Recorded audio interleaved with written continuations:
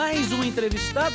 São quase 2 décadas, eu venho dizendo isso aqui para vocês, que estão acompanhando esses 18 anos da Band News FM, com bate-papos, com histórias, muitas histórias ricas. Hoje eu tenho um privilégio, uma honra de receber uma pessoa muito querida por nós da Band News FM, Dr. Ronaldo Damião, diretor do Hospital Estadual Pedro Ernesto, mas amigo nosso, querido nosso, ouvinte. Doutor Ronaldo, muito obrigado pela sua participação, viu? Ora, Briggs, eu que agradeço, entendeu? Muito obrigado por essa deferência, mas isso é recíproco, viu?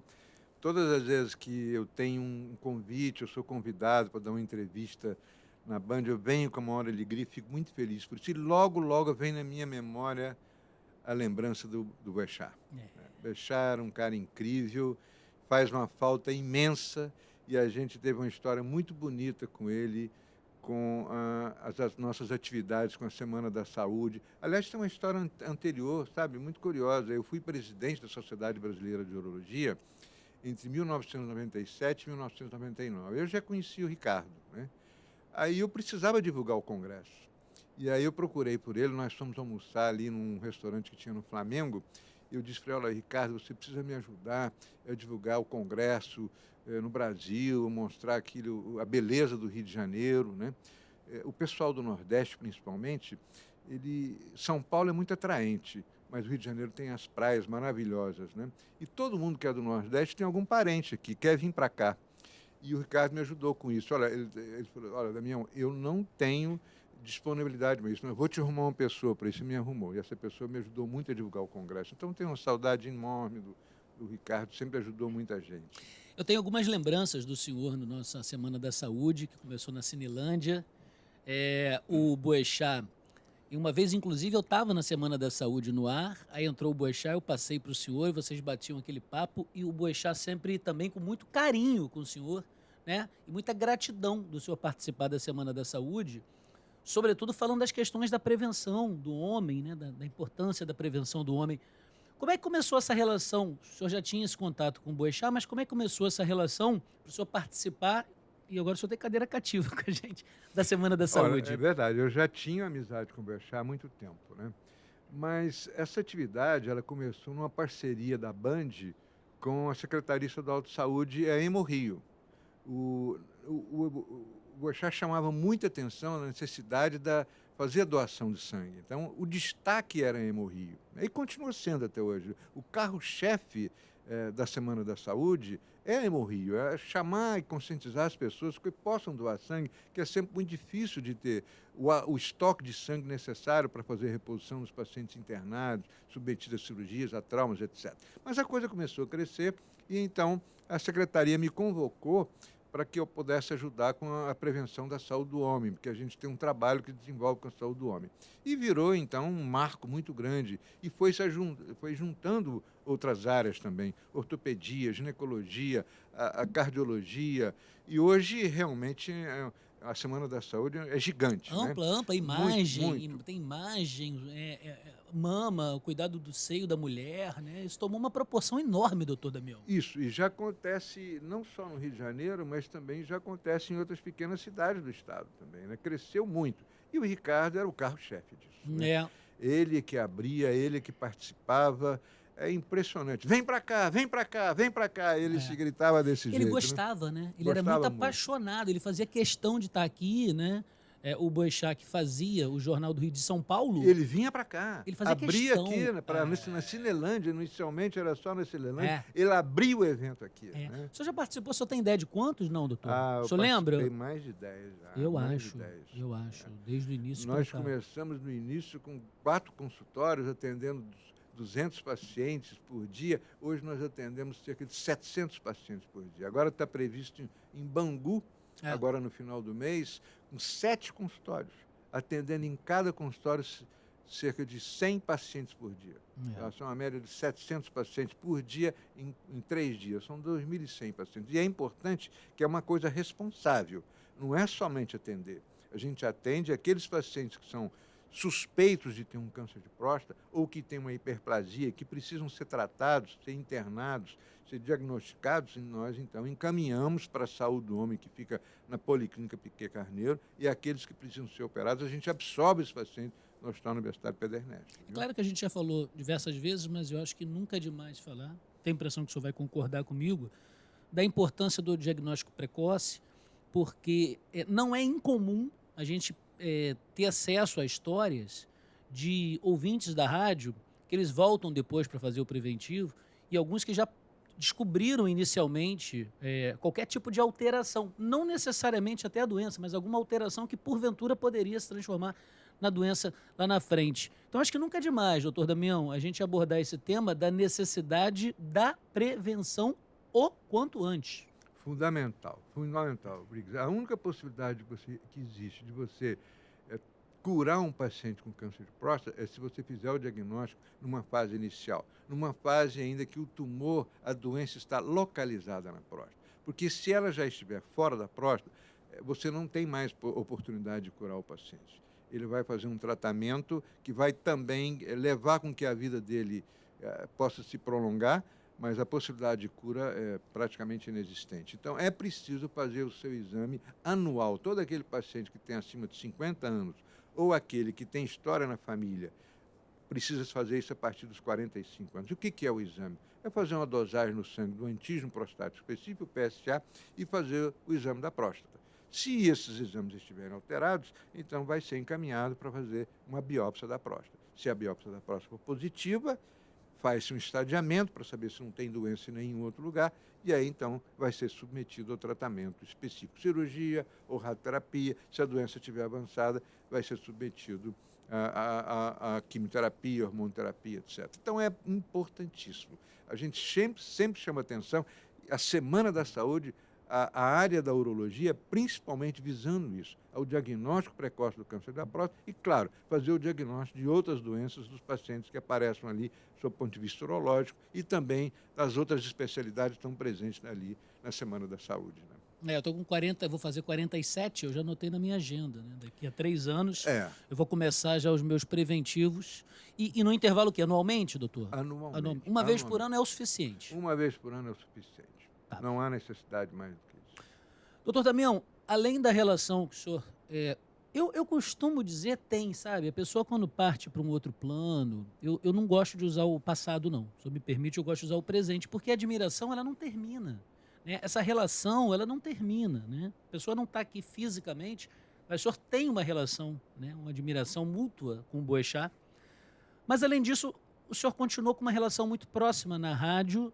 Vamos aí para quase 4 anos já da partida do Boechat, né? Daqui a pouco vamos para 4 anos. É isso mesmo. E aí o senhor mantém essa relação com a rádio muito estreita.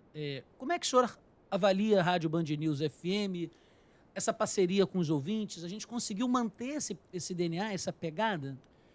Na verdade, a Band News, ela tem um papel extremo. Olha, o que a Band News fez na época da pandemia, né? Os alertas que ela fez, as informações, as denúncias que foram feitas. A Band News teve um papel importantíssimo na pandemia, na nossa história, né? Especificamente no Hospital Universitário Pedro Ernesto, o que nós fizemos na época da pandemia. E depois o Boechat, ele deixou alguém no lugar dele, que já trabalhava com ele há muito tempo, que eu tenho uma profunda admiração, que é o Rodolfo Schneider. Né? Rodolfo Schneider é um homem da mídia, né? Hoje um dos âncoras da TV, da Band, né? Um sujeito que é extremamente amável, muito amigo, muito receptivo. Sempre que tem algum problema que a gente pode ajudar, ele entra em contato. A gente também, quando precisa da Band, precisa de doação de sangue, precisa de alguma outra coisa em que a Band pode nos ajudar, a gente entra em contato, é sempre muito bem recebido, né? Então, a minha ligação com a Band realmente é de uma grande amizade, de um grande reconhecimento, de um grande respeito. A Band é ética, ela é honrosa, ela sempre pergunta alguma coisa antes de fazer alguma colocação. Então, eu tenho uma grande admiração, uma grande amizade por todos vocês e também por você. Você é um cara muito gente fina, muito legal. Muito obrigado pelo convite de estar aqui mais uma vez, né? Obrigado por tudo. Eu fico muito satisfeito, muito muito alegre com essa possibilidade de dizer algumas palavras sobre a Band. Não, a gente, alegria... Olha, eu ganhei um prêmio na Band, não sei se você sabe. Ah, é? Foi o Inspira Rio. Ah, sim, verdade. Foi verdade, Inspira Rio, graças ao trabalho que nós fizemos Verdade. contra o Covid no Hospital Universitário Pedro Ernesto. Foi um trabalho belíssimo. Foi um belíssimo. trabalho que nós fizemos sobre a inauguração de uma enfermaria pós-Covid e depois de um ambulatório pós-Covid. A enfermaria, que foi um marco, né? Foi uma coisa que nós fizemos que ainda não existia. Os pacientes ficavam internados durante muito tempo no CTI e eles saíam muito enfraquecidos, né? A doença descompensada, a diabetes, a pressão arterial, eles não tinham condições de ir para casa. Já ficavam Covid negativo, mas precisavam de um período de recuperação no hospital. Então, nós criamos uma enfermaria pós-Covid. E aí esses pacientes ficavam um período, 1 mês, 2 meses, às vezes se reabilitando, né? E depois iam embora para casa. Mas aí essa sequela ficava por um tempo mais prolongado. E aí nós criamos o ambulatório pós-Covid. Nós estamos atendendo cerca de mais de 20 mil consultas por mês. Eu vi a estatística. Isso hoje? Hoje nós estamos no 4º mês, nós estamos já com 8 mil consultas durante esses quatro meses, né? Pacientes que ficaram com sequelas do Covid e que vão se recuperando devagarzinho. Fraqueza muscular, problemas respiratórios, compensação da diabetes, hipertensão. Então, principalmente problemas cognitivos, problemas psiquiátricos, ansiedade, angústia, insônia. Esses pacientes demoram a se recuperar. O tempo varia de acordo com cada paciente, varia, né, doutor? E varia muito, né? Varia muito, né? Pacientes que já têm doenças prévias, né, esses demoram mais a se recuperar. Mas a recuperação é impressionante. O paciente chega na cadeira de roda e sai andando muito bem. Alguns voltam às suas atividades físicas, tem paciente que é maratonista e volta a fazer maratona. A recuperação, felizmente, é muito boa. Existem casos graves. Aqueles pacientes que passam a ter, evoluem com uma fibrose pulmonar, com um efizema, né? Como se fosse um efizema. Esses pacientes dificilmente têm uma recuperação completa. Mas a grande maioria, 95%... Dá para reverter? Reverte completamente. Dá para reverter.